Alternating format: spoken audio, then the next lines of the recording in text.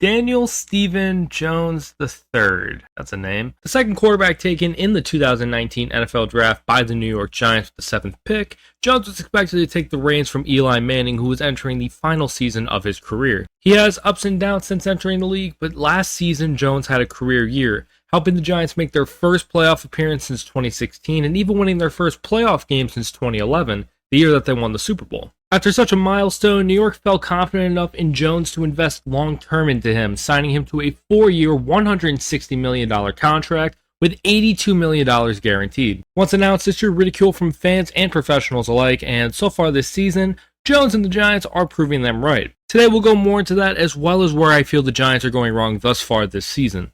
If we can hit 20 likes, I will make a video discussing a player that the NFL has yet to figure out, unless they figure him out this week, which would very much suck. But if you do enjoy this video and you want to see more like it in the future, be sure to leave a like and subscribe to the channel if you have not already. With that being said, let's get right into it. So as I mentioned in the intro, Jones was taken 6th overall in the 2019 NFL Draft by the New York Giants. Jones was the second quarterback taken, with the first being Kyler Murray. There were not a lot of awe-inspiring options behind Jones in hindsight, with the best quarterback outside of Kyler and DJ ending up being Gardner Minshew. Off topic, but I never realized how weak this quarterback class was until I started doing research for the video. Jones was initially set to back up Eli Manning until the season ended, and then he'd presumably take the job, but after Manning got injured early on, Jones took over as full-time starter. He had an impressive season as a rookie if you take away all the needless fumbles he had. The following 2 seasons, however, were pathetic in that it wasn't that shocking considering the low expectations the teams had. But he did cut down his turnovers each year. In January of 2022, the Giants signed Bills offensive coordinator Brian Daboll to take over head coaching responsibilities, and in April of that same year,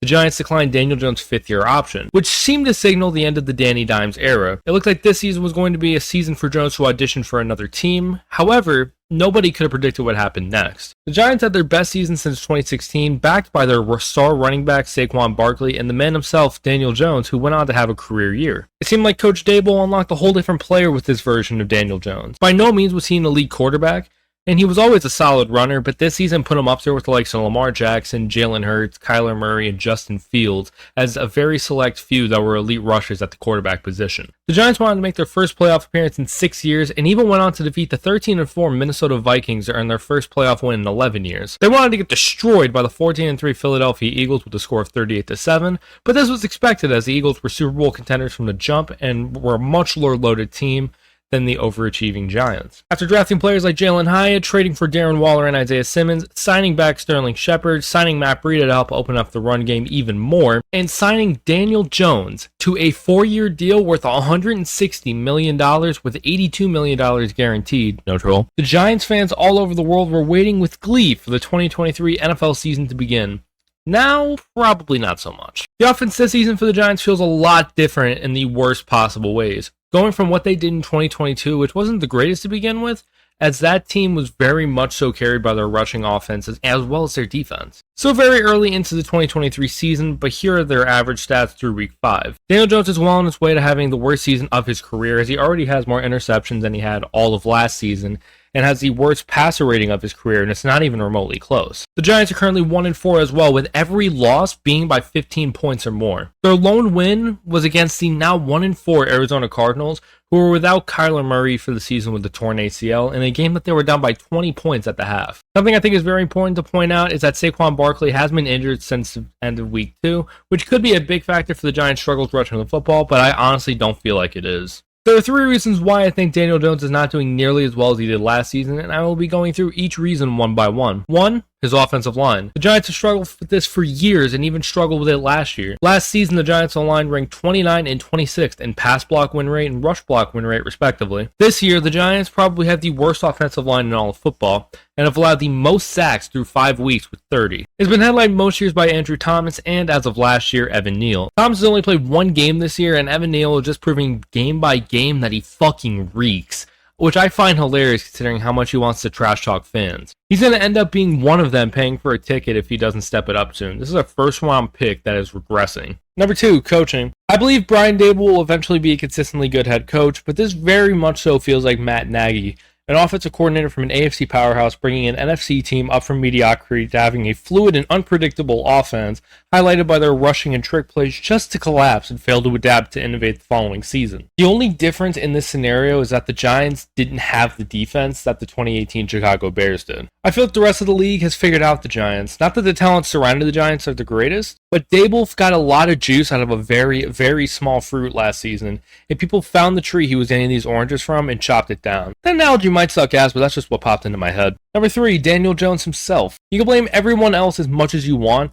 and you can very well blame the others because the whole team is just falling flat, but Jones isn't the same player he was last year.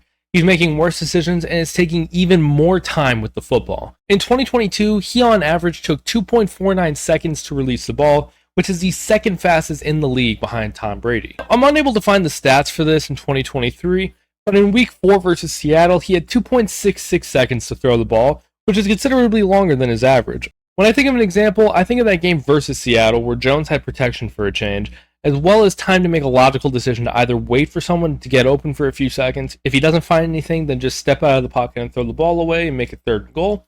Or trying to make a play with your legs and get into the end zone, making it a one-possession game. Instead, he tries to rush the throw, immediately throws it to a spot that had almost no shot of completing, which led to a Devin Witherspoon 97-yard pick six to essentially seal the game. I'm aware of how bad the Giants' O-line is, which has been ranked dead last in the NFL this season, but it's like what I said about Justin Fields a few short weeks ago. You can have everything going against you, but there are certain mechanics that are on you and you alone to fix. We're only a few weeks removed from that video, and Fields has improved vastly since then. The question here is, can Daniel Jones do the same? Overall, I don't think Jones is a terrible NFL player. He has a decent amount of upside skills-wise in the right situation.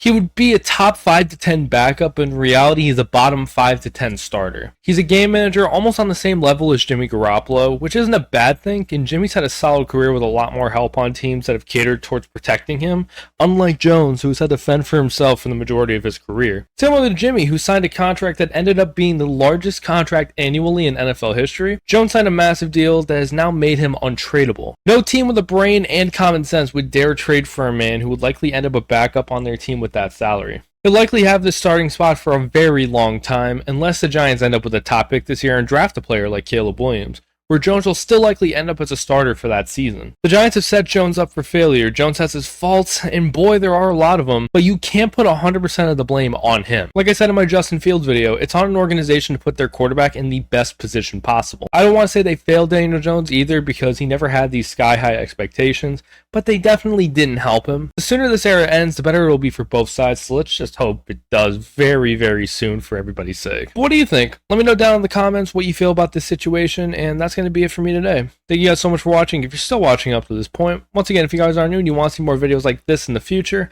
be sure to leave a like and subscribe to the channel if you have not already.